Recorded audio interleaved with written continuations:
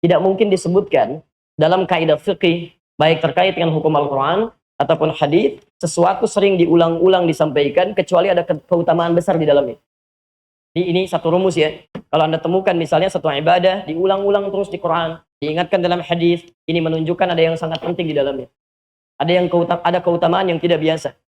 Kalau ada seseorang bisa meningkatkan takwanya kepada Allah, maka Allah akan mengajarkan ia pengetahuan yang sangat luas. Entah itu sekarang yang dia butuhkan, atau terus ketika dia membutuhkan sesuatu dengan dasar pengetahuan, atau di masa yang akan datang pun, bila ada tantangan membutuhkan pengetahuan, lihat, bukan dia yang lelah untuk mempelajarinya. Allah yang bantu dia untuk menanamkan ilmu dalam dirinya. Lihat kalimat ujungnya, in kunta taqiyya. Sungguh saya berlindung kepada Allah subhanahu wa ta'ala yang maha rahman, yang menyayangi saya sejak saya mulai dilahirkan sampai dengan hari ini. Saya berlindung kepada Allah dari perilaku maksiat Anda jika Anda bertakwa. Kenapa ada kalimat jika Anda bertakwa? Para ulama tafsir sepakat menyimpulkan, karena orang itu jika bertakwa kepada Allah pasti akan meninggalkan maksiat.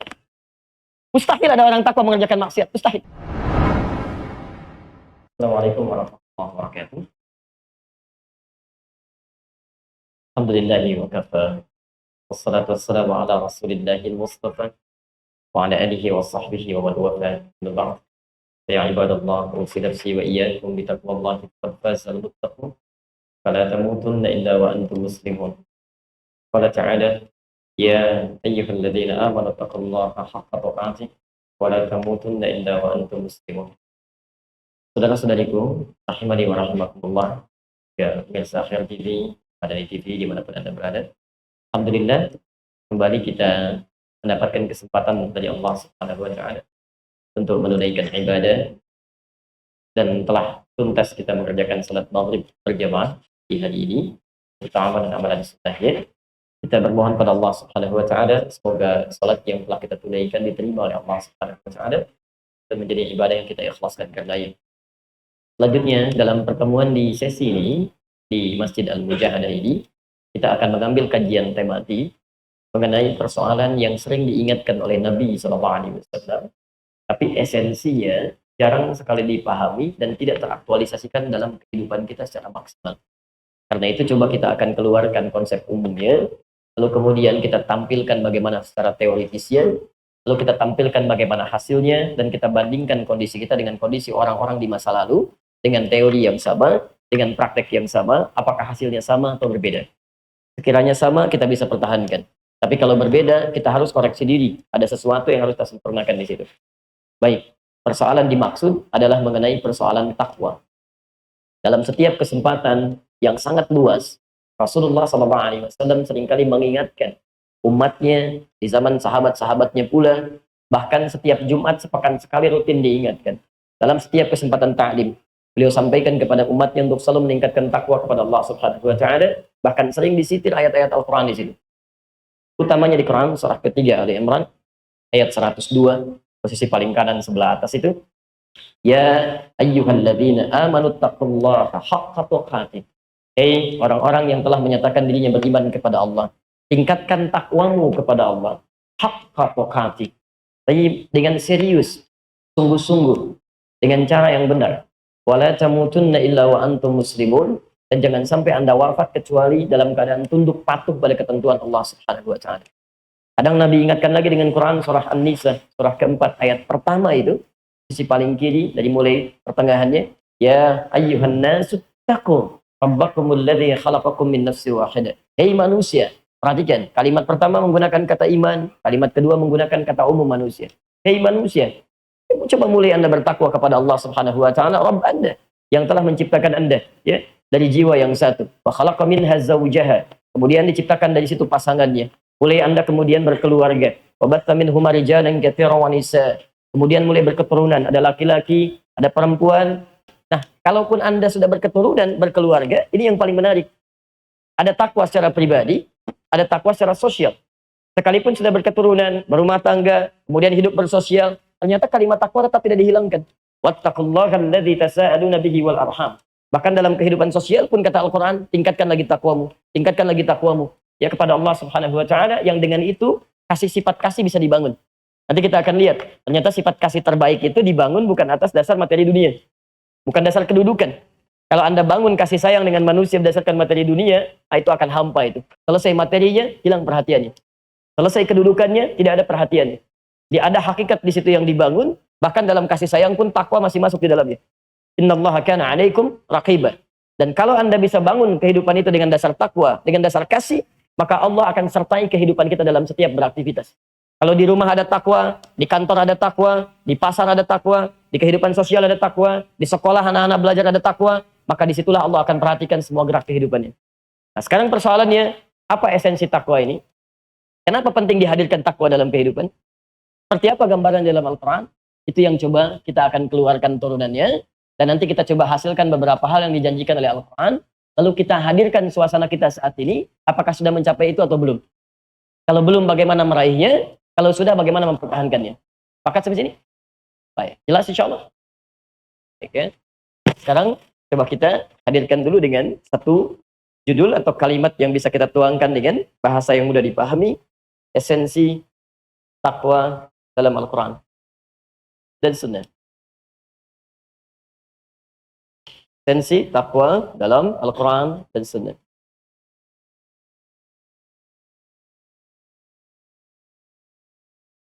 Hati-hati, nanti kita akan turunkan hadis-hadis. Termasuk nanti ada hadis yang sangat sahih, riwayat Imam At-Tirmidzi, makanan kita pun jangan sampai dimakan kecuali oleh orang takwa. Jadi kita akan lihat ya. Saya coba turunkan dulu dalil-dalilnya ya. Apa esensi atau hikmah takwa ya yang terdapat dalam Al-Quran dan Sunnah. Dalam bahasa lain, kalau kita bisa meningkatkan takwa kepada Allah, apa yang bisa kita raih? Saya turunkan di antara beberapa hal yang bisa jadi landasan dalil. Satu, kita turunkan misalnya Quran surah kedua ayat 189, sisi paling kanan sebelah bawah di akhir ayat. Dua, Quran surah kedua masih ayat 282, di paling kiri sebelah bawah. Dan kita turunkan lagi Quran Misal surah ke-8 ayat ke-29. Kemudian turunkan lagi Quran surah ke-19 ayat 18 ayat 63. Kita naikkan lagi, ke ataskan lagi Quran surah Yunus surah 10 ayat 62 sampai dengan 63. Tambahkan lagi Quran misal surah ke-49 ayat 13. Tambahkan lagi Quran surah ke-65 ayat 2 sampai 3. Tulis sebagai ukuran pelan-pelan. Sekarang kita ambil caranya. Quran surah kedua ayat kedua sampai dengan ayat kelima sampai hasilnya. Kita turunkan lagi Quran surah kedua Al-Baqarah ayat 183. Masih di Al-Baqarah, Quran surah kedua ayat 197. Turunkan lagi supaya ada kaitan, saya tambahkan di sini Quran surah ketiga ayat 120 supaya ada kaitan dengan ini. Kemudian kita turunkan lagi Quran surah ketiga ayat 133 sampai 134. Turunkan lagi Quran surah ke-51 ayat 15 sampai dengan ayat 23. Bagian terakhir kita ambil hadisnya. Pertama kita ambil hadis Muslim. Hadis 2815. Ada juga di 5611. Kemudian kedua, kita ambil dua dulu. At-Tirmidzi. Hadis 616. Waktu kita terbatas, kita ambil yang paling pokok saja dulu ya. Baik, ini kurang lebih untuk materi kita hari ini sebagai pengantar. Nanti kita coba uraiannya lebih terperinci, dan nanti selanjutnya insya Allah kalau ada hal-hal yang ingin Anda tanyakan bisa nanti disiapkan. Semoga nanti ba'da Isya kita punya waktu yang cukup untuk kita diskusi. Baik, kita coba mulai uraian kita pelan-pelan. Teman-teman sekalian, mari kita fokus sejenak. Sering kali kita temukan dalam Al-Quran ayat-ayat yang meminta kita untuk meningkatkan takwa kepada Allah Subhanahu wa Ta'ala. Lalu Nabi pun tidak jemu mengingatkan sahabatnya, kita juga umatnya, untuk meningkatkan takwa kepada Allah. Apa rahasianya takwa itu? Kenapa kita diminta selalu meningkatkan takwa kepada Allah? Ada apa di dalamnya gitu kan? Tidak mungkin disebutkan dalam kaidah fikih baik terkait dengan hukum Al-Quran ataupun hadis, sesuatu sering diulang-ulang disampaikan kecuali ada keutamaan besar di dalamnya. Ini satu rumus ya. Kalau Anda temukan misalnya satu ibadah diulang-ulang terus di Quran, diingatkan dalam hadis, ini menunjukkan ada yang sangat penting di dalamnya. Ada keutamaan yang tidak biasa. Salat sering diingatkan, diulang-ulang, banyak kalimat salat di Quran. Wa aqimus shalah, yuqimunas shalah, wa aqimis shalah, kan? Banyak sekali diingatkan. Ini menunjukkan pada ibadah salat ada sesuatu manfaat yang tidak biasa. Kalimat takwa ketika sering diungkapkan, ada sesuatu yang besar di situ, ya, yang ingin ditampilkan oleh Allah dalam Al-Quran yang harus kita raih. Apa di antaranya? Mari kita keluarkan dulu, setelah paham nanti intinya, baru kita turunkan amalan-amalannya. Satu, yuk kita lihat. Quran surah kedua Al-Baqarah, ayat 189. Posisi paling kanan, sebelah bawah, di ujung ayatnya. Ayat ini berbicara tentang hilal. Yas'alunaka 'anil ahillah. Qul hiya mawaqitu lin-nasi wal hajj. Wa laysa al-birra bi an ta'tul buyuta min dhuhuriha, walakinnal birra man ittaqa. Wa'tul buyuta min abwabiha. Lihat ujungnya. Wattaqullaha la'allakum tuflihun. Dan tingkatkan takwa kepada Allah. Perhatikan rumusnya.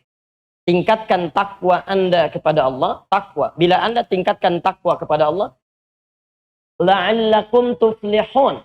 Supaya Anda bisa sukses dan bahagia. Sukses, bahagia.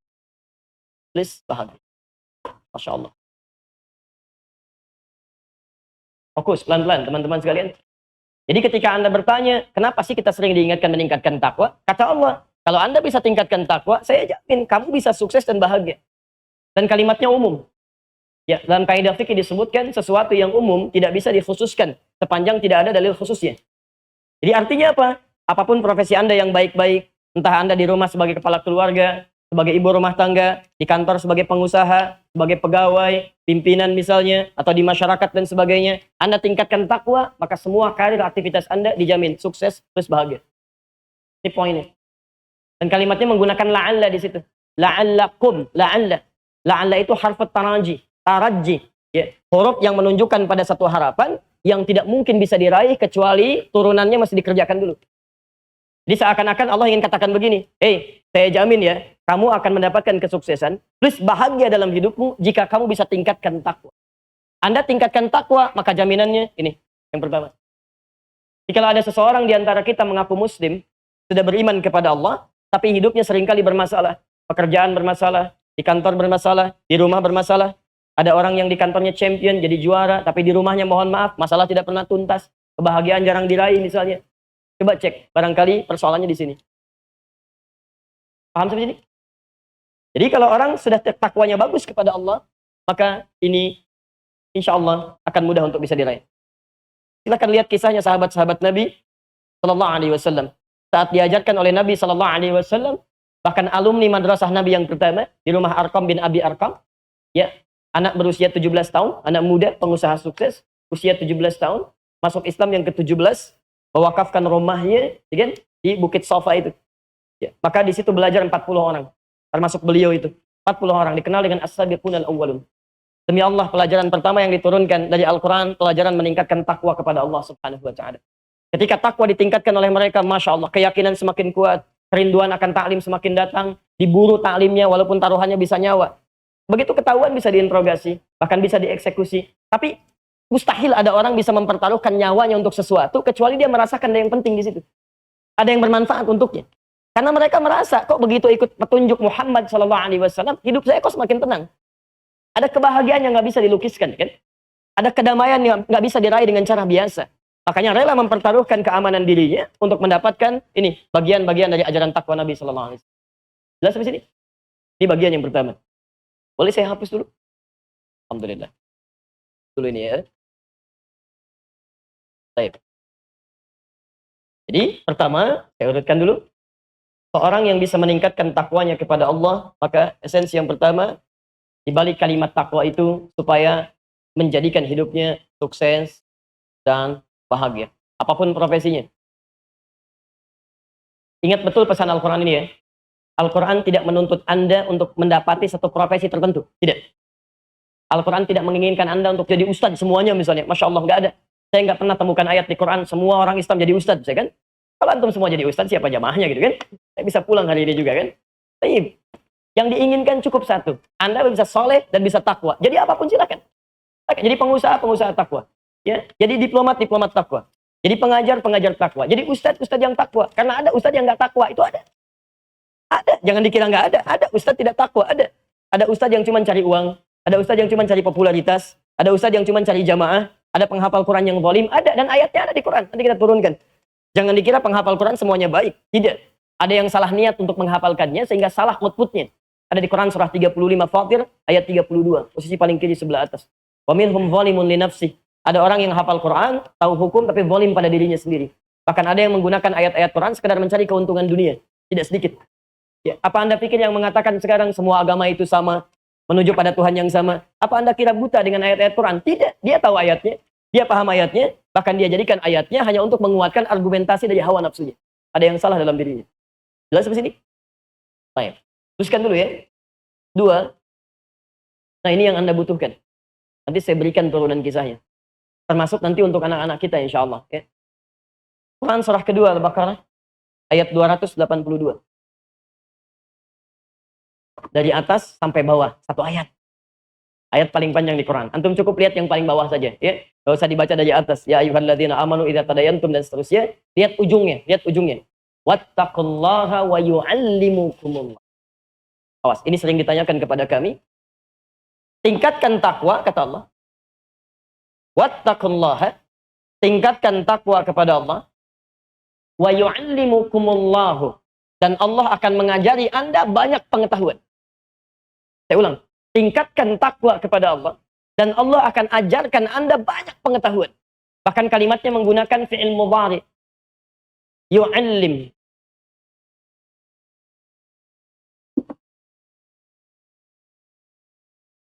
Kalau ada kalimat dalam bahasa Arab diawali dengan huruf ya, itu disebut dengan mudhari'. Dalam bahasa Inggris punya 3 arti. Bisa present, sekarang, continuous, terus the future, di masa yang akan datang. Perhatikan, kalau ada seseorang bisa meningkatkan takwanya kepada Allah, maka Allah akan mengajarkan ia pengetahuan yang sangat luas. Entah itu sekarang yang dia butuhkan, atau terus ketika dia membutuhkan sesuatu dengan dasar pengetahuan, atau di masa yang akan datang pun, bila ada tantangan membutuhkan pengetahuan, lihat, bukan dia yang lelah untuk mempelajarinya. Allah yang bantu dia untuk menanamkan ilmu dalam dirinya. Kita sering ditanya, bagaimana caranya bisa menghafal dengan baik? Bagaimana caranya bisa belajar dengan baik? Bagaimana bisa menguatkan ingatan? Teorinya di Quran cuma satu. Cuma satu. Karena kalau teori belajar, semua orang belajar. Semua orang belajar. Bahkan non-muslim pun belajar. Ayat Quran mengatakan mesti belajar. Iqra, baca, belajar. Tafaqquh fid din. Ya, Quran surah misal ke-9 ayat 122. Posisi paling kiri sebelah bawah. Wa ma kana al-mu'minuna liyanfiru kaffah falaula nafara min kulli firqatin minhum ta'ifatun liyatafaqahu fid din. Ayo belajar, ayo belajar, ayo belajar. Tapi di antara semua orang yang belajar ini, siapa yang memiliki akselerasi untuk mendapatkan pengetahuan itu? Jika Anda ingin dipercepat pengetahuannya oleh Allah, ditanamkan dalam jiwanya, syaratnya takwa. Silahkan cek. Demi Allah saya katakan. Setelah Al-Quran turun, dilatih dengan prinsip-prinsip ketakwaan, tidak pernah ditemukan di muka bumi orang paling hebat hafalannya, orang paling kuat ingatannya, orang paling banyak kreativitas keilmuannya, kecuali orang Islam. Kecuali orang Islam. Saya beri contoh begini. Antum pernah dengar namanya Ibnu Hajar Al-Asqalani? Ibnu Hajar Al-Asqalani. Siapa beliau? Halo? Kalau nggak tahu gampang katakan wallahu a'lam. Selesai. Pada kepanjangan kan sampai isya ditungguin. Pernah dengar Ibnu Hajar Al-Asqalani? Pernah. Siapa beliau? Wallahu a'lam. Ya, Ibnu Hajar Al-Asqalani banyak sekali karyanya. Dia seorang muhaddits, ahli hadis, ahli Al-Qur'an, ahli fikih, tapi lebih dikenal sebagai seorang ahli hadis. Di antara karyanya kitab Fathul Bari, Syarah Sahih Al-Bukhari yang 18 jilid itu. 18 jilid.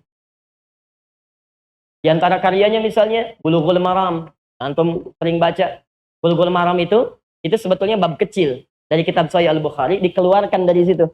Masalah-masalah fikihnya aja, hadis-hadis tentang fikih. Jadi kalau antum baru bisa Bulughul Maram itu baru dasar. Ya kalau di Timur Tengah itu yang dipelajari anak SD, anak SMP untuk dasar-dasar fikih supaya lebih mudah untuk dipelajari. Nah, itu sebagian kecil dari Sahih Al-Bukhari.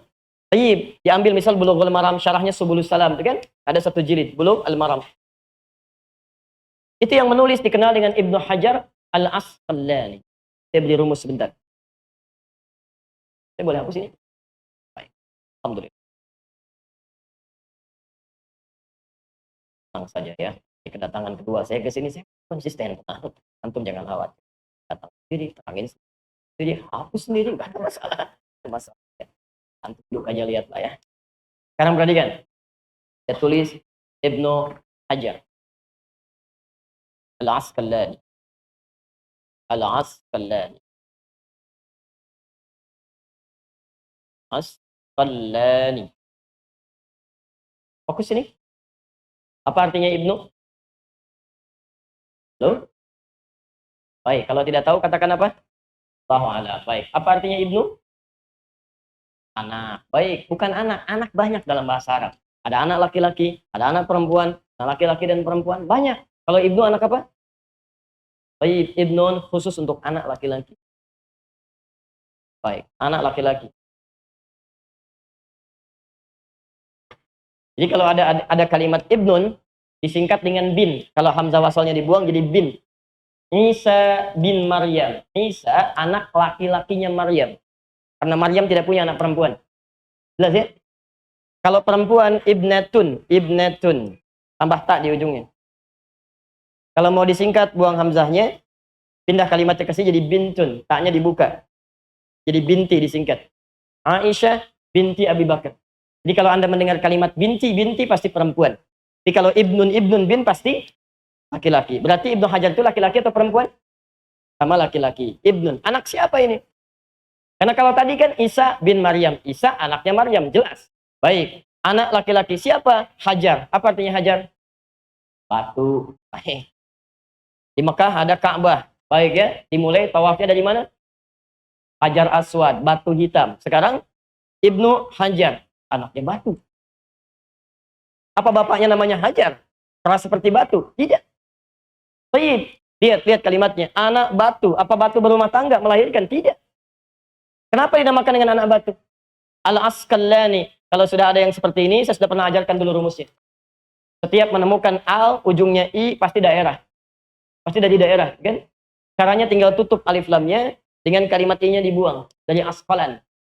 Bukhara al-Bukhari. Tirmidh at-Tirmidhi. Padang al-Padangi. Minangkabau al-Minangkabawi. Kan? Banten al-Bantani. Palembang al-Palembangi. Grand Sharon al-Grand Sharoni. Gitu kan?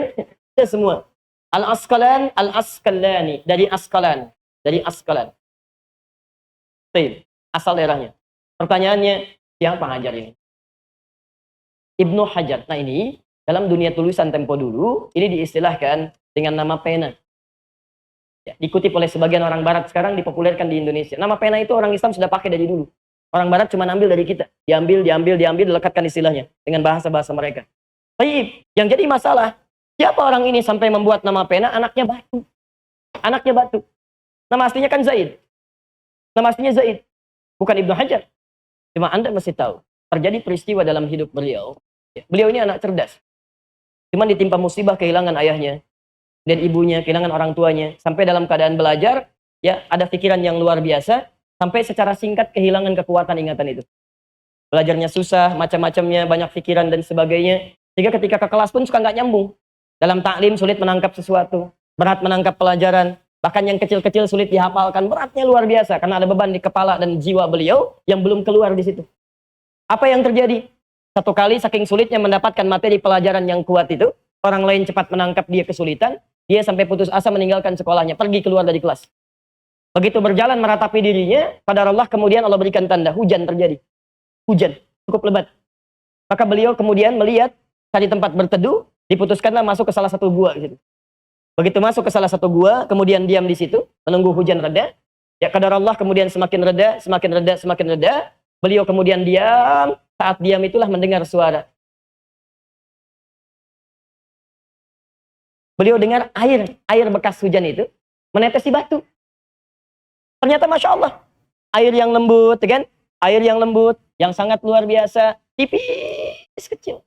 Tipis, seperti suara mic mulai menipis dia. Tipis, Masya Allah. Ya, kecil, habis saja gitu ya. Baik, kan? Baik, halo? Ya ada?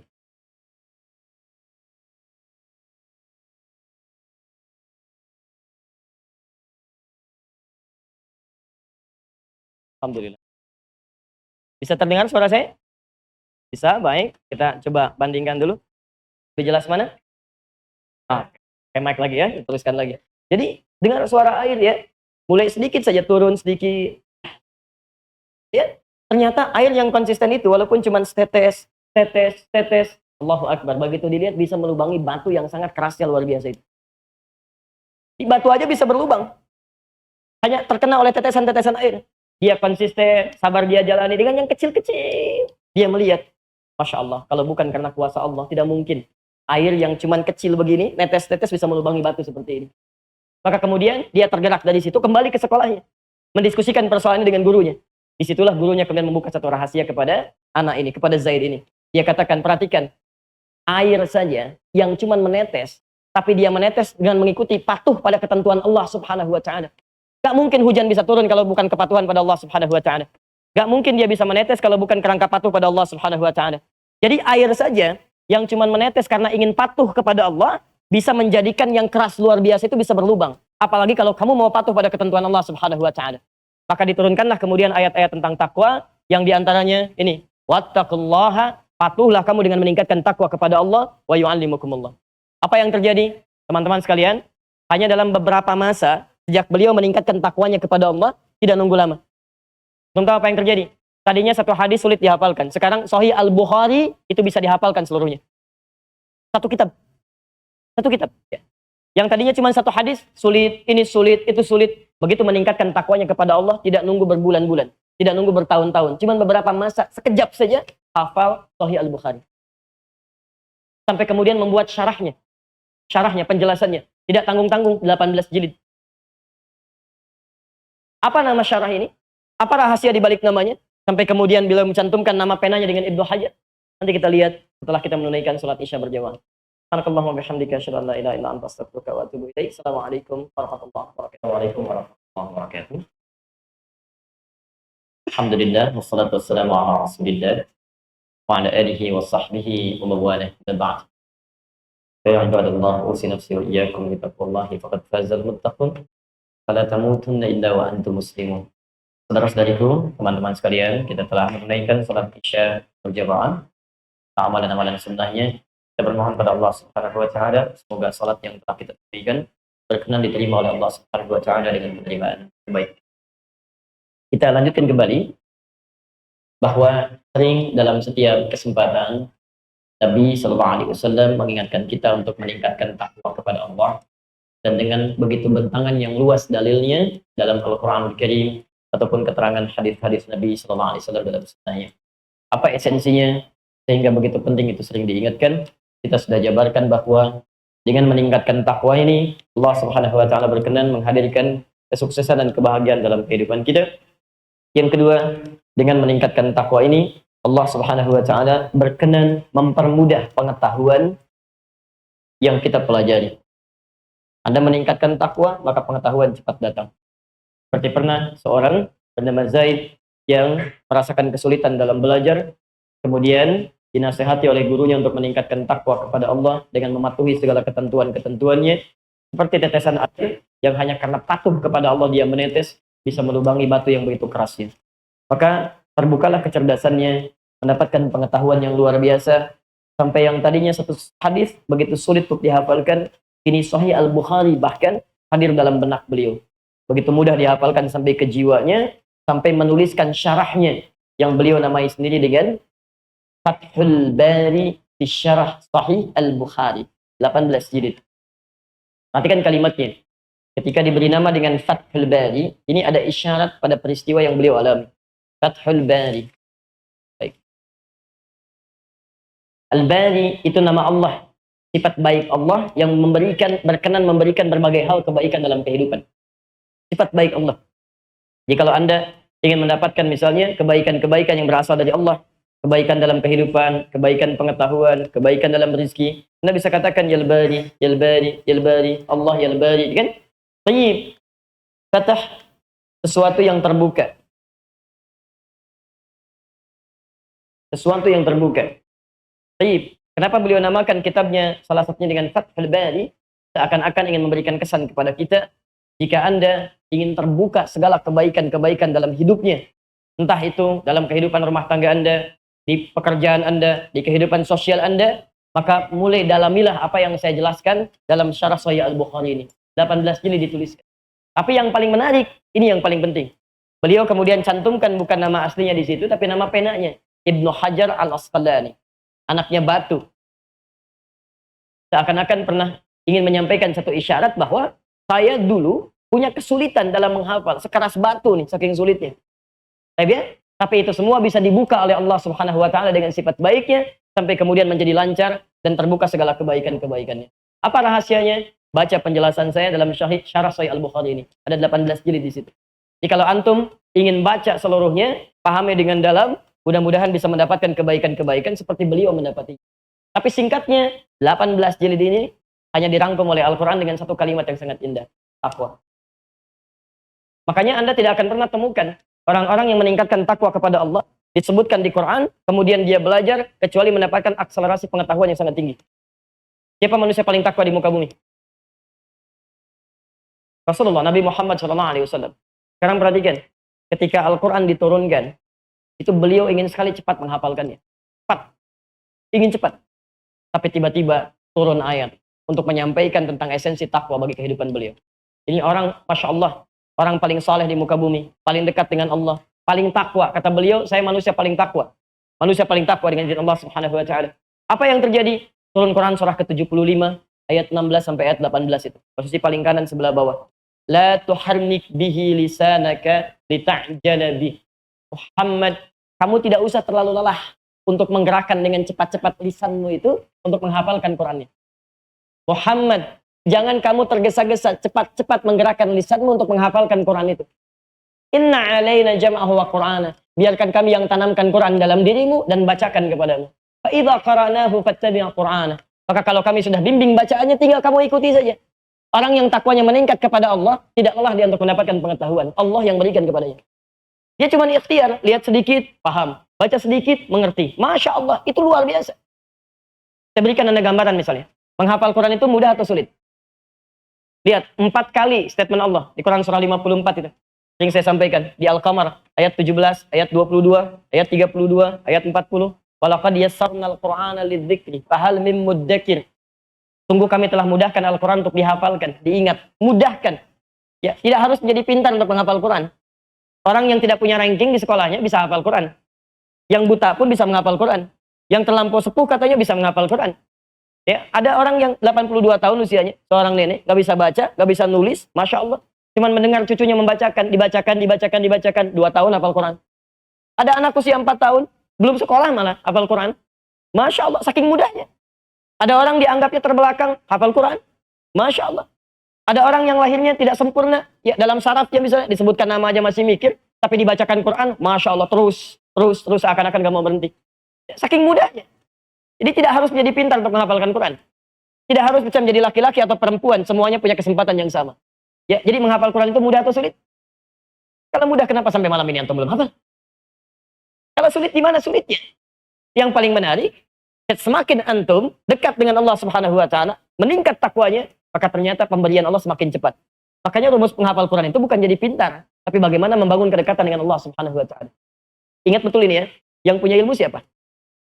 Allah. Makanya redaksi di Quran, redaksi ilmu itu sifatnya pemberian. Bukan karena kerja keras kita yang maksimal.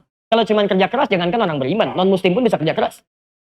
Bisa sama, bisa kerja keras. Tapi esensi yang terpenting adalah ada hukum dunia dengan belajar, diberikan kemudian pengetahuan, tapi ada hukum akhirat. Dengan Anda mendekati pemilik ilmu, bukankah lebih mudah untuk diberikan? Anda tingkatkan takwa, maka sifat pemberian akan semakin cepat. Karena itu ketika turun sifat-sifat ayat tentang ilmu, sifatnya pemberian. Quran surah 17 ayat 85, posisi paling kiri sebelah bawah. Wa yas'alunaka 'anir ruh. Mereka bertanya pada Muhammad untuk menggali esensi dari roh. Hakikat roh itu apa? Qulir ruhu min amri rabbi. Katakan urusan roh itu urusan Tuhanku. Lihat kalimatnya. Wa ma utitum minal ilmi illa qalila. Dan Anda tidak diberi pengetahuan, diberi. Redaksinya. Quran surah 58 ayat ke-11 Al-Mujadalah, posisi paling kanan sebelah bawah. Yarfa'illahu alladhina amanu minkum walladzina utul ilma derajat. Allah akan mengangkat orang-orang yang berusaha meningkatkan keimannya plus yang diberi pengetahuan, diberi redaksinya. Jadi kalau antum ingin cepat diberi pengetahuan oleh Allah, tingkatkan takwa. Tingkatkan takwa. Ya, nanti kita lihat bagaimana cara meningkatkan takwa yang dimaksudkan. Baik. Paham sampai sini? Maksud saya, ayo coba kita mulai gitu kan. Nanti pulang dari sini lihat anak-anak. Kalau ingin akselerasinya meningkat, pengetahuannya meningkat, ada keberkahan di dalamnya. Beda antara hafal dengan berkah itu lain. Kan orang belajar itu punya 4 sifat menurut para pakar. Yang saya sampaikan. Ada yang cepat ingat, kemudian lambat lupa. Ada yang cepat ingat, cepat lupa. Ada yang lambat ingat, lambat lupa. Yang agak repot, lambat ingat, cepat lupa. Sebutkan sekali, wah mikirnya Masya Allah. Terangin 2 jam kan? Ibu bapak dipahami? Belum. Terangin lagi kan? Setengah jam kita terangin kan? Sekarang sudah paham? Belum. Sama juga gitu kan? Begitu ingat, langsung lupa. Itu 4 tipe. Baik. Yang paling hebat, cepat ingat, lambat lupa. Tapi ketika Anda meningkatkan takwa kepada Allah, akan terjadi generasi yang kelima. Bagian kelima. Cepat ingat, sulit lupa. Jadi mau lupa aja, susah. Bukan mau ingat. Mau lupa, susah. Ini tidak mudah ini. Tidak mudah. Nanti banyak sekali kisah tentang ini, dalam kesempatan yang berbeda nanti, insya Allah kalau lebih luas kita bahas. Yang ketiga, kita agak cepat dulu sebentar. Di singkatnya, Anda tingkatkan takwa, Anda bisa pintar. Bahkan lebih daripada itu. 3. Orang yang coba tingkatkan takwanya kepada Allah Subhanahu wa taala, Quran surah ke-8 ayat ke-29, maka dijamin oleh Allah Subhanahu wa taala akan selalu tampil beda dalam menyikapi segala hal. Diberikan furqan namanya. Furqan. Akan mendapatkan furqan. Mampu membedakan mana yang bermanfaat dengan yang tidak. Yang baik dengan yang keliru. Mampu membedakan realitas.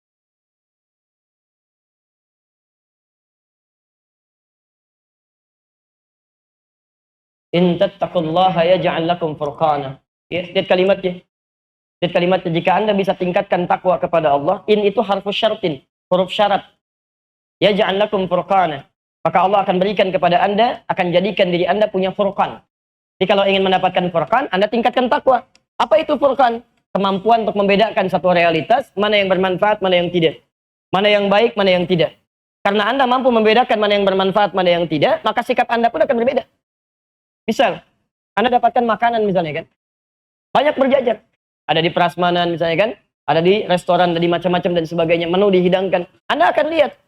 Orang-orang yang mendapatkan furqan, dia nggak akan semua dia pilih untuk dia makan. Tidak. Mana yang bermanfaat untuk kesehatannya. Dia butuh apa? Apa yang sekarang dia perlukan. Itu yang dia makan. Yang nggak dia butuh, akan dia makan. Minuman juga begitu. Dia butuh minuman. Menunya mungkin banyak. Dari air putih sampai jus yang cukup banyak gitu kan. Masya Allah. Dia nggak akan pilih yang nggak ada.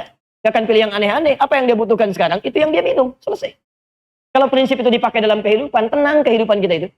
Mau berpakaian, yang penting bisa menutup aurat. Gak akan banyak macam-macam. Ini dibeli, itu dibeli. Capek gitu kan. Wah, ya makan sate ayam. Sate yang lain deh. Sate burungnya. Masya Allah. Burungnya burung nuri lagi. Cari-cari terus gitu kan. Cari-cari. Sampai kemana, sampai ke Dago, sampai ke macam-macam. Berangkat sekarang Ba'da Isya. Gak ada, adanya di Bogor. Ikutin ke sana, ikutin terus ke Bogor ya. Sampai jam 12 malam. Tutup tempatnya kan. Udah waktu terbuang capek, macam-macam dan sebagainya. Hidupnya lelah. Ini, furqan. Termasuk juga dalam aspek ibadahnya. Dia bisa bedakan mana yang baik menurut Allah, mana yang tidak baik. Yang baik dia ambil, yang tidak baik dia tinggalkan. Menurut Allah, bukan menurut seleranya. Ya sama dalam taklim juga begitu. Mana yang bermanfaat, mana yang tidak. Nggak semua pengajian mesti diikuti. Dia akan lihat. Termasuk pengajian yang baik pun dia akan lihat butuh nggak. Jadi bukan kagetan ada taklim ini ikut, taklim ini ikut. Antum lihat butuh nggak dengan taklim itu. Kalau materinya dibutuhkan Anda prioritaskan. Kalau tidak diperlukan Anda lihat mungkin turunan yang kesekian. Apalagi yang sama sekali nggak ada manfaatnya, nggak akan diikuti. Masya Allah, kalau cuma rame aja jangankan taklim. Di pasar rame, di gasibu rame, di alun-alun rame gitu kan. Yang penting itu mana? Yang bisa mendapatkan kebaikan-kebaikan dalam kehidupan. Itu yang disebut dengan furqan. Baik. Masya Allah, banyak sekali ayatnya. Orang yang bisa meningkatkan takwa kepada Allah, jam berapa kita? Lihat, teruskan.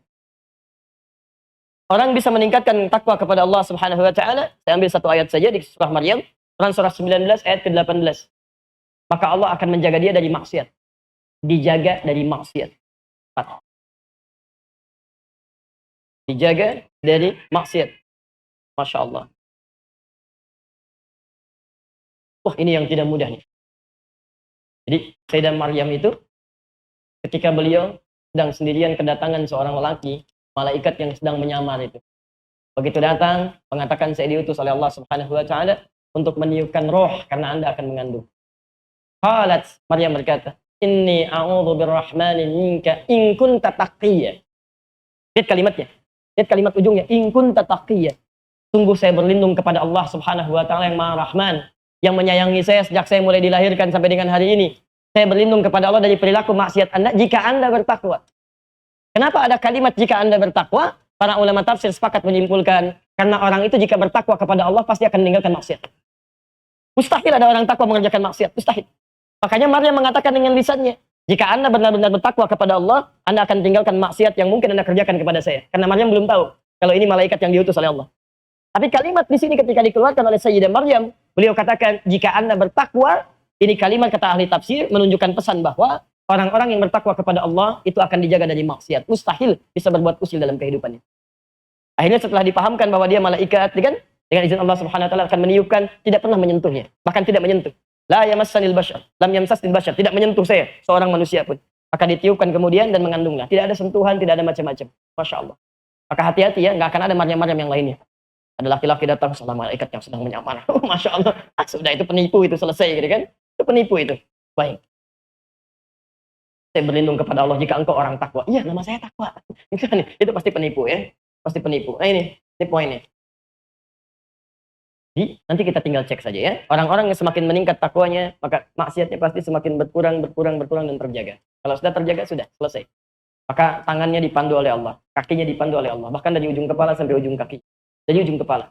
Matanya nggak akan lihat maksiat, telinganya nggak akan dengar maksiat, lisannya nggak akan bicara maksiat sampai ke ujung kakinya, tidak akan melangkah pada yang maksiat. Ini poinnya. Like and subscribe.